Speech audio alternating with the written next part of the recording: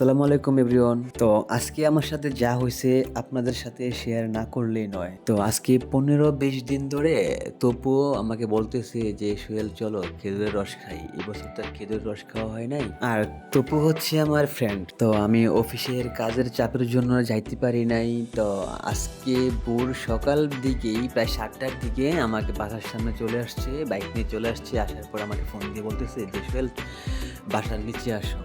তো আমি তো অবাক যে এত সকালবেলা বাসার নিচে এসে আমাকে ফোন দিল, বলল তাড়াতাড়ি নিচে যাওয়ার জন্য। তো আমিও রেডি হয়ে চলে গেলাম। তো নিচে যাওয়ার পরে তপু আমাকে বলতেছে, "তোমার তো কাজের অনেক চাপ।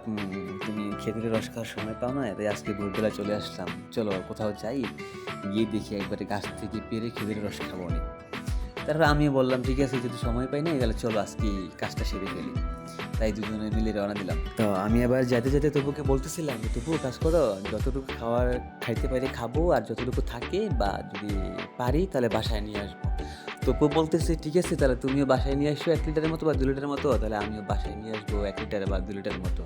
বললাম যে, "ঠিক আছে ডান।" এই বলে রওনা দিলাম আর ভাবতেছি যাক ভালোই হলো খেজুরের রসটাও খাওয়া হলো আর অফিসটাও মিস হলো না। ৮টার মধ্যে বাসায় চলে আসবো। দেন ৯টার মধ্যে অফিস। তো যাচ্ছি আর মাথার মধ্যে একটি টেনশন কাজ করতেছিল যে খেজুরের রস কি পাবো কি পাবো না?